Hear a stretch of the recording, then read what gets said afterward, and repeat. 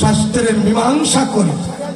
আমি একজন বিশিষ্ট পণ্ডিত, ভাগবত পাঠে এই কুটালি পাড়ায় আমার জুড়ি একজন নেই। এই কুটালি পাড়ার লোকজনেরা আমার কথায় ওঠে আর বসে, ওঠে আর বসে।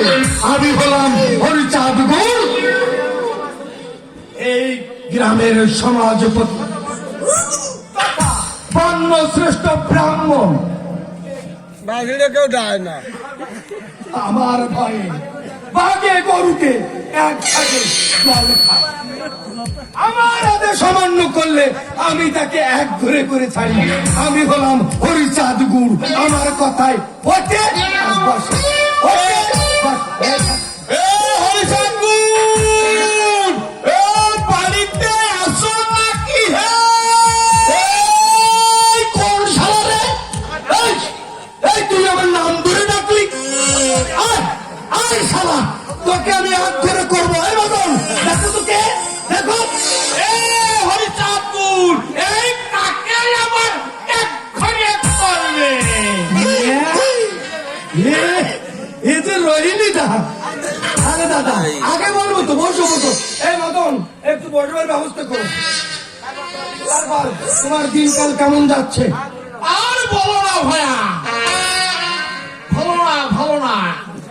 সংসারে যা অবস্থা, তারপর 12-14টা ছেলে মেয়ে। 12-14 ওরে কি রামাইছে এখন এদের নিয়ে যে কি করি? তুমি ভুল করেছো রোহিণী দা, পরিবার পরিকল্পনার ব্যবস্থা নেওনি। বুড়ো বয়সে তুমি 10-12টা ছেলে মেয়ে বাঁচাবে কি করে? হ্যাঁ, ওরে 12টা না, ওই সাথে আরো দুটো 14টা।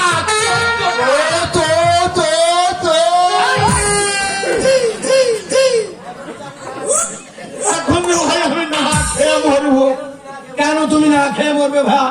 হ্যাঁ, আরে ভাইয়া, তুমি তো এদিকে এই নবসূত্রের মাথায় কাটা উঠে একেবারে কষ খেতে শুরু। বলো কি রোহিণীদা? আমি এই যে তোমার বাড়িতে সারি সারি সারি সারি মন্দির, আজকে পুজো, কাল সে পুজো, পশু লক্ষ্মী পুজো, সরস্বতী পুজো, দুর্গা পুজো, কার্তিক পুজো, মনসা পুজো, মানে পুজোয় একটা তোমার লেগে আছে। আর ভক্তরা তোমার বাড়িতে তোমার যত শিষ্য আছে সবাই চাল ডাল টাকা পয়সা তরি তরকারি নুন তেল মানে ইত্যাদি ইত্যাদি সব পাতায় করে তোমার আনবে তো। এখানে পুজো দেখতে হলে এসব আনতে হবে না? হ্যাঁ, তারপর এইসব মন্দির করতে আমার অনেক টাকা খরচ হয়েছে, এই টাকাগুলো আমাকে উঠাতে হবে না? হ্যাঁ, আরো ভয়াবহ তা তো আর বুঝলাম, কিন্তু কিন্তু তুমি তো তাদের পিছনে একটা টাকাও বাবা খরচ করো না, শুধু পুজোর শেষে একটু চরণামৃত দিয়েই খাওয়া। আর বলো যা বাড়ি যা বাড়ি। আর কি করবো ভাইয়া? এখন আমি কি করবো ভাইয়া? তোমার আবার কি হলো? আমি থাকতে তোমার সমস্যাটা কোথায়? আমি হলাম এই তল্লার সমাজপতি, আমার কথায় এই গ্রামের লোকজন ওঠে বসে ওঠে আর বসে। আমি হলাম হরিচাঁদ গুরু।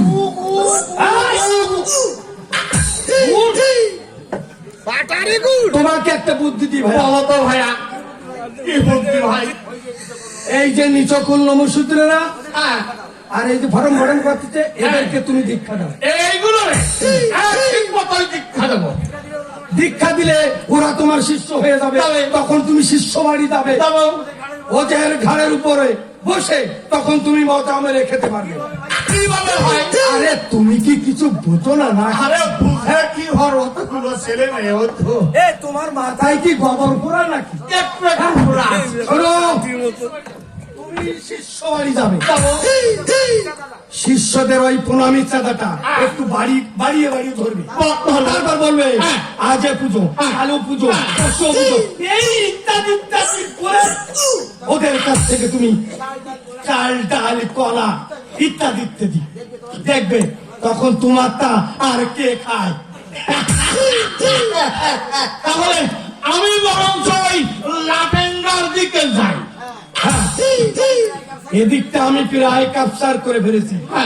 তুমি ওই লাটেঙ্গার দিকে যাও, ওখানকার নমশূদ্রেরা এখনো অনার্য রয়েছে, ওদেরকে তুমি দীক্ষা দিয়ে তোমার শিষ্য বানিয়ে নাও। শুধু শিষ্য বানালে হবে না, দুই একটা শ্লোক তোমাকে কিন্তু মুখস্থ বলতে হবে। মুখস্থ বলতে হবে, শ্লোক না বলতে পারলে তোমাকে কিন্তু গুরু বলে মানবে না।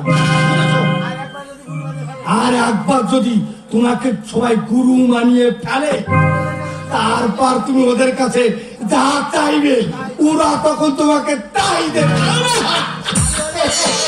আমি হলাম হরিচাঁদ গুরু, এই তল্লার সমাজপতি, সবাই আমার কথায় বসে।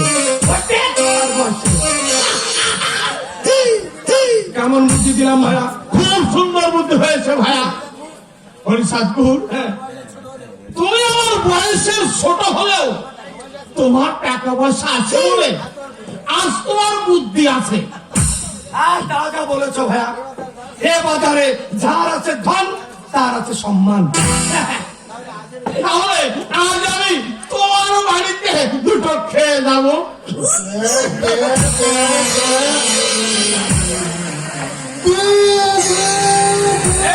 এই তো আর বড় বাবা, যেই খাওয়ার কথা বলেছি আর অমনি চিট পাঠান। ও বাবা, আমি চাওয়ার দেখেছি, মলটে দেখেছি, আমার বাবার সঙ্গে এরকম জিনিস আমি আমার চোখে দেখেছি। ভাই ভাই একটু সুন্দর হোক।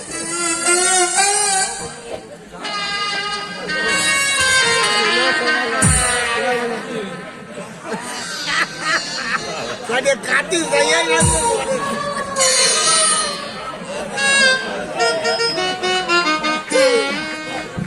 ওরে তুমি বাদ দিতে হবে না রে।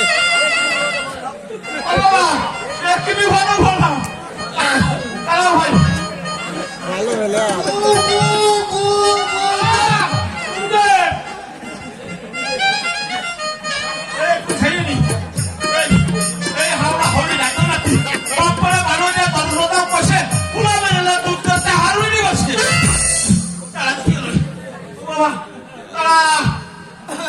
ওরা তোমার বাদ দিতে হবে না রে।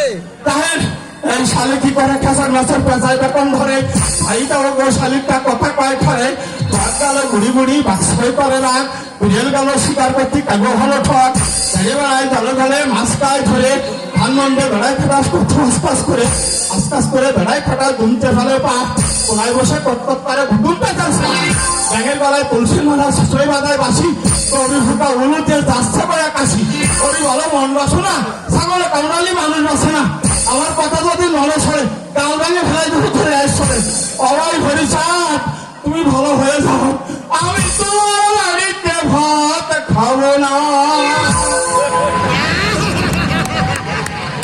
ও হরিচাঁদ,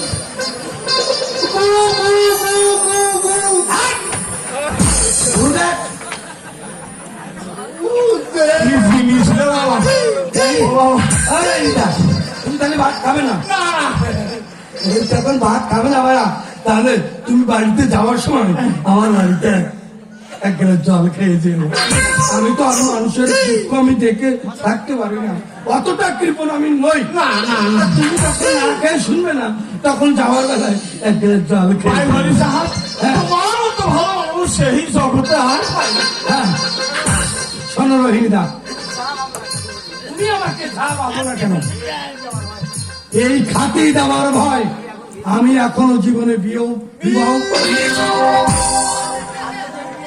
আজ যদি আমি বিয়ে করি তারপর একটা ছেলে হবে সেই ছেলেকে বিয়ে দিলে নাতি পুতি হবে তারপর নাতি পুতি ছেলে দিলে তারপরে এখানে হতেই থাকবে তখন ভাইয়া এই সম্পত্তি তো আমার থাকবে না ওরে এই ভয় আমি জীবনে বিবাহ করি এ ভাই ভাইয়া এ তোমার তো পর হচ্ছে নাতি ভুতি টুতি দিয়ে কিন্তু আমার তো একটাতে 14টা তাহলে চলো যাই এখন ওই এক গ্লাস জল খেয়ে তারপর তুমি তাহলে তুমি একটা কি হরি নাম কৃষ্ণ নাম করতে করতে যাও আমরা একটু মিশে মিশে আনন্দ করি এই মদন গণেশের বাবা নাকি মরে গেছে?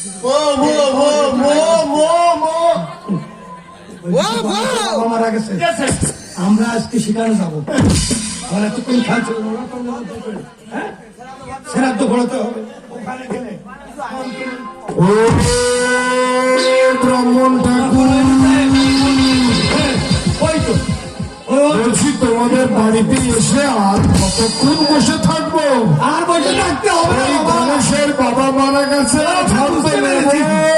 চলো চলো সবাই এই, মদন চল মদন চল